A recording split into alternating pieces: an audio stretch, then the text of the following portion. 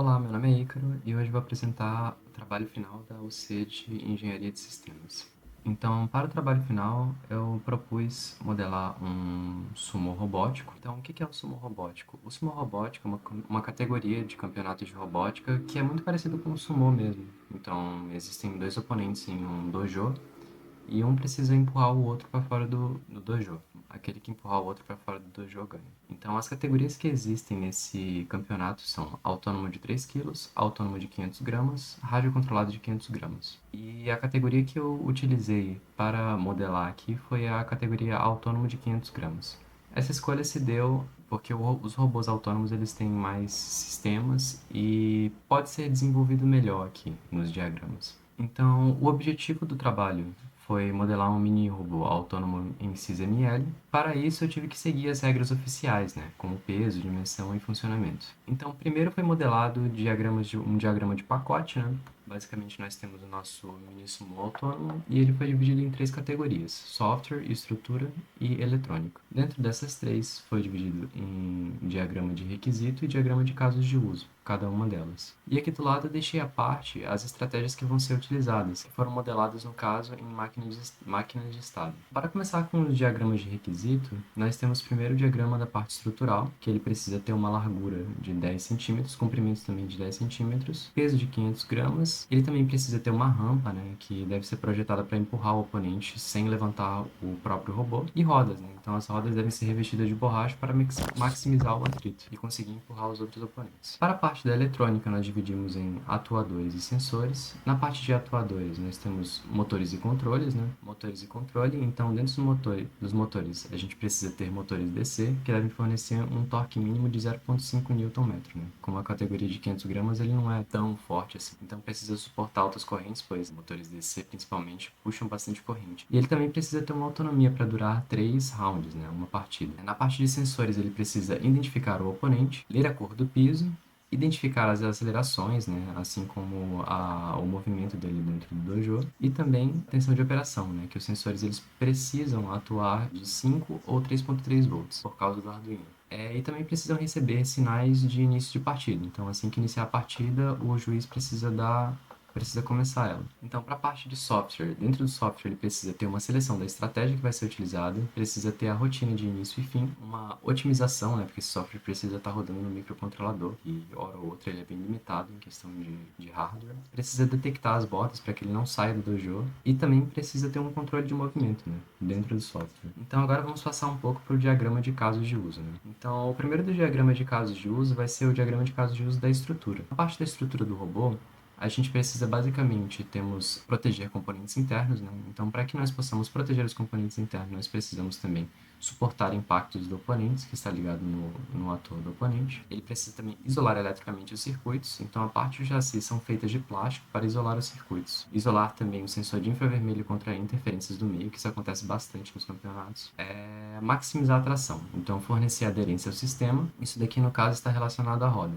Manter o centro de gravidade baixo. Então, para maximizar a tração, nós precisamos manter o centro de gravidade baixo, para caso o oponente interaja com o robô, ele não vire, né, não tombe. E manter a roda em contato com o solo. Então, partindo por fim para o último diagrama, o da parte da eletrônica. Na parte da eletrônica, nós precisamos basicamente controlar motores, né, pois é um robô com duas rodas. Para controlar os motores, ele precisa filtrar os ruídos gerados pelo próprio motor, né, então isso é feito com capacitores.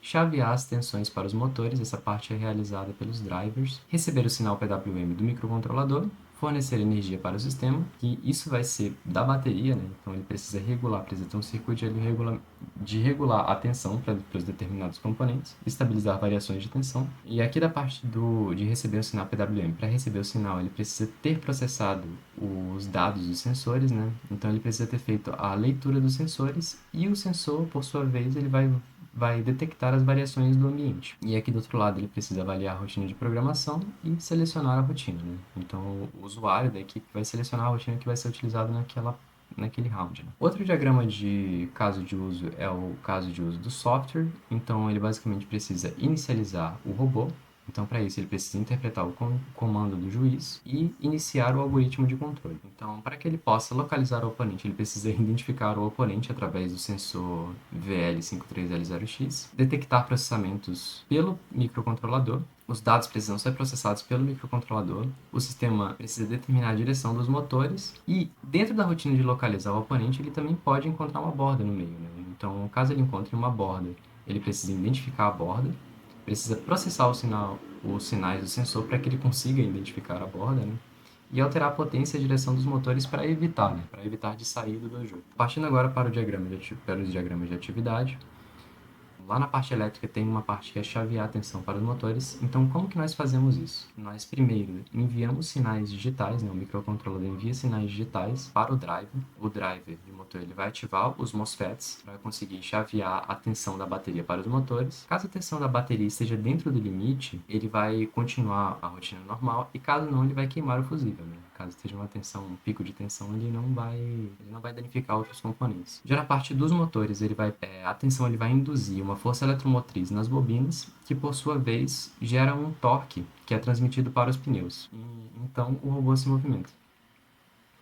O outro diagrama de atividade, que é localizar o oponente, ele precisa primeiro ler os dados dos sensores do VL53L0X, filtrar os dados, pois tem interferências, né? Então ele vai, por sua vez, processar os dados. Se ele identificou alguma borda, ele volta, né, à rotina para desviar e volta de novo para a rotina de ler dados. E caso ele não tenha identificado uma borda e tenha identificado um oponente, ele vai avançar para o adversário. Caso ele não tenha encontrado o adversário, ele vai voltar para ler os sensores até encontrar alguém.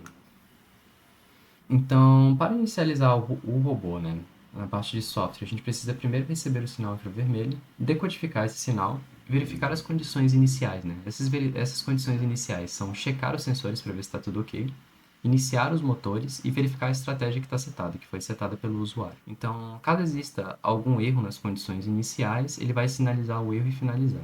E caso não exista, ele vai iniciar a estratégia.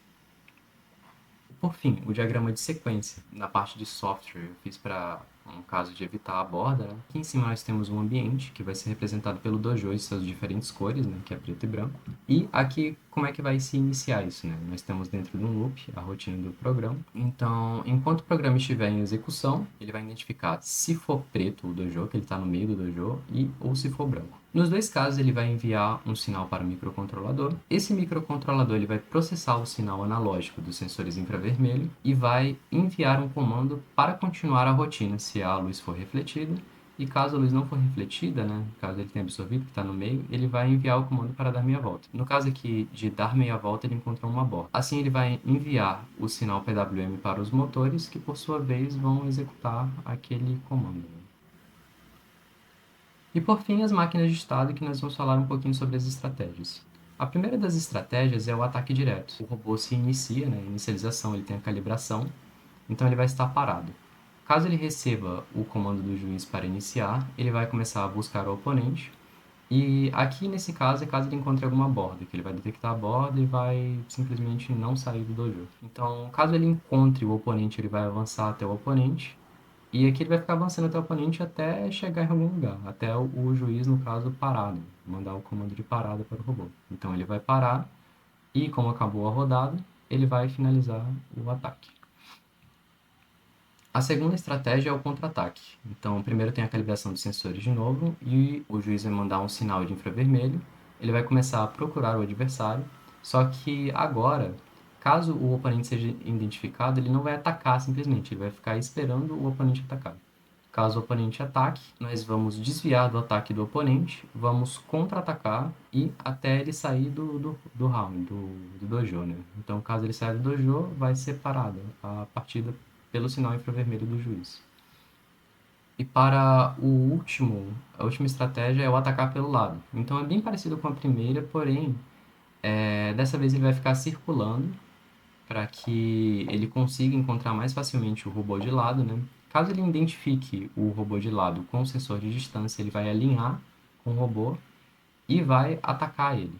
Então, ele vai atacar novamente, caso saia do round, o juiz vai finalizar a partida e ele vai parar. Caso ele esteja alinhando e identifique uma borda também, ele vai entrar na rotina de recuar e retornar para circular. Então fica nesse loop até que ele encontre alguma coisa.